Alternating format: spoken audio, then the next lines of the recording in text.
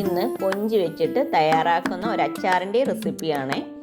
അതിന് വേണ്ടിയിട്ട് ഇടത്തരം വലുപ്പത്തിലുള്ള കൊഞ്ചാണ് ആവശ്യം. ചെറിയ കൊഞ്ചാണെങ്കിൽ ഒന്നുകൂടെ ടേസ്റ്റാണ്, പക്ഷേ അത് പൊളിച്ചെടുക്കാനായിട്ട് കുറച്ച് ബുദ്ധിമുട്ടാണ്.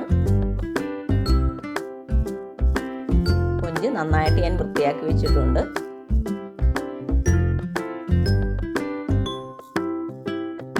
ഇനി ഈ അച്ചാർ തയ്യാറാക്കാനായിട്ട് കുറച്ച് ഇഞ്ചി, വെളുത്തുള്ളി, പച്ചമുളക്, കറിവേപ്പില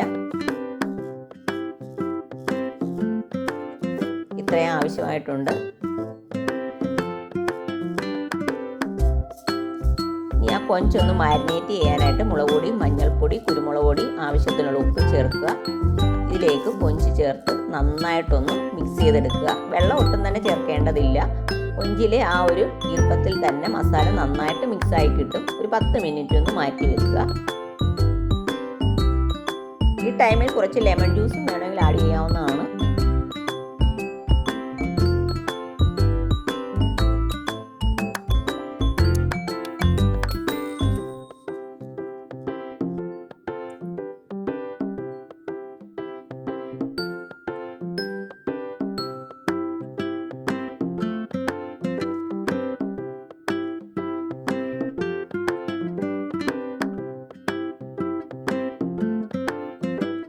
കുറച്ച് വിനീഗറിൽ കാശ്മീരി ചില്ലി ഒന്ന് സോക്ക് ചെയ്യണം. അതിനുശേഷം നന്നായിട്ടൊന്ന് തിളപ്പിച്ചെടുക്കണം. തിളപ്പിച്ച് മാറ്റി വയ്ക്കുക.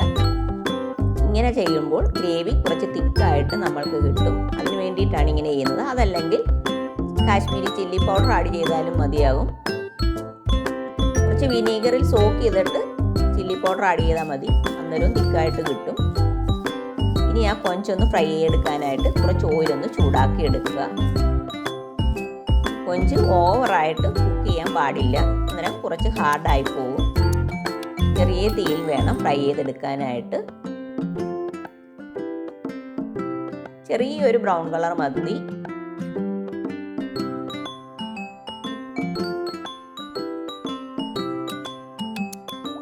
കൊഞ്ചും സ്ക്വിഡും ഒക്കെ നമ്മൾ ഫ്രൈ ചെയ്യുന്ന സമയത്ത് ഓവറായിട്ട് ഫ്രൈ ചെയ്യാൻ പാടില്ല.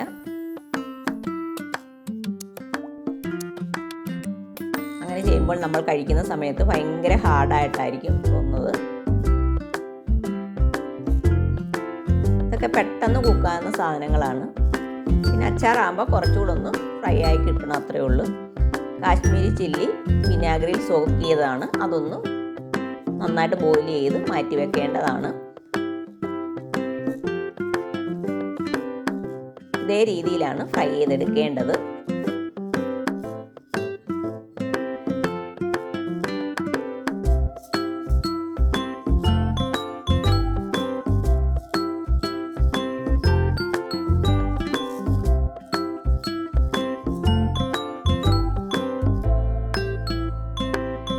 കാശ്മീരി ചില്ലി മിക്സിയുടെ ജാറിലിട്ട് നന്നായിട്ടൊന്ന് അരച്ചെടുക്കേണ്ടതാണ്.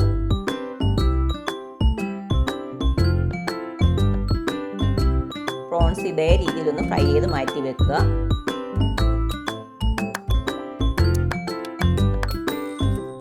ഫ്രൈ ചെയ്തെടുത്ത് അതേ ഓയിലിൽ തന്നെ മസാല തയ്യാറാക്കേണ്ടതാണ്.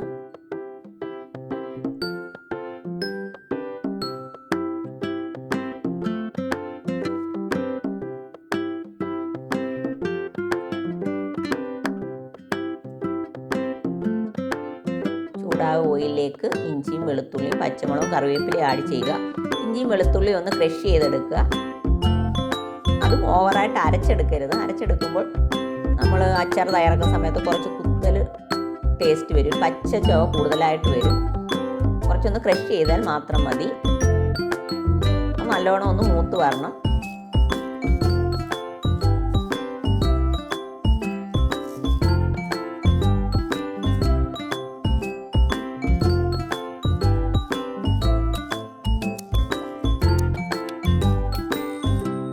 അരച്ചെടുത്ത കാശ്മീരി ചില്ലിയാണ്, അത് ഇതിലേക്ക് ആഡ് ചെയ്യുക. ഇങ്ങനെ എടുക്കാൻ ബുദ്ധിമുട്ടാണെങ്കിൽ ചില്ലി പൗഡർ എടുത്താൽ മതി. അത് വിനീഗറിലൊന്ന് സോക്ക് ചെയ്ത് വെച്ചതിന് ശേഷം മിക്സിയുടെ ജാറിലൊന്ന് അരച്ച് എടുത്താലും മതിയാകും.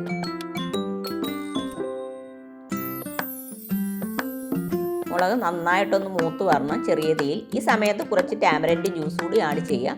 അങ്ങനെ ചെയ്യുമ്പോൾ വിനീഗർ കൂടുതലായിട്ട് ഒഴിക്കേണ്ടതായിട്ട് വരുന്നില്ല. കുറച്ച് കായപ്പൊടി ആഡ് ചെയ്യണം. വിനീഗർ കൂടുതലായിട്ട് ഒഴിക്കുമ്പോൾ ആ ഒരു ടേസ്റ്റ് ആയിരിക്കും അച്ചാറിന് കൂടുതലായിട്ട് തോന്നുന്നത്. അതിൻ്റെ യഥാർത്ഥ ടേസ്റ്റ് നമ്മൾക്ക് കിട്ടത്തില്ല. ഇങ്ങനെ ടാമറിൻഡ് ചേർക്കുന്ന സമയത്ത് വിനീഗർ വളരെ കുറച്ച് മാത്രം ചേർത്താൽ മതി. ഉലുവാപ്പൊടി ഇടണം.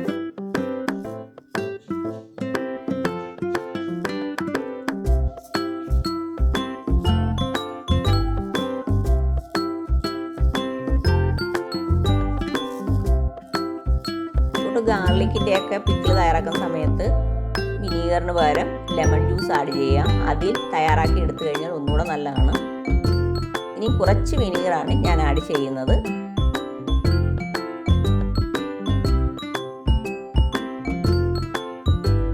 പുളി ഒന്ന് ബാലൻസ് ചെയ്യണമെങ്കിൽ ശകലം ബ്രൗൺ ഷുഗർ ആഡ് ചെയ്യാവുന്നതാണ്.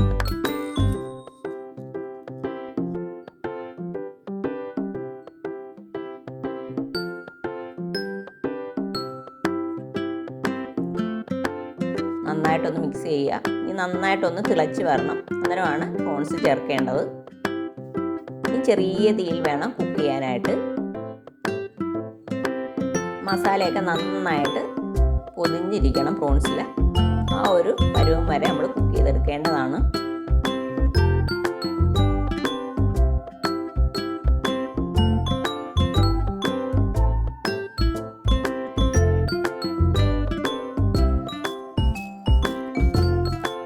കൂടുതലായിട്ടൊക്കെ അച്ചാർ ഉണ്ടാക്കുന്ന സമയത്ത് കുറച്ച് നമ്മൾക്ക് ഡെയിലി യൂസ് ചെയ്യാനായിട്ട് ചെറിയൊരു ബോട്ടിലാക്കി പുറത്ത് വെച്ചിട്ട് ബാക്കി ഫ്രിഡ്ജിൽ വെച്ചാൽ മതി.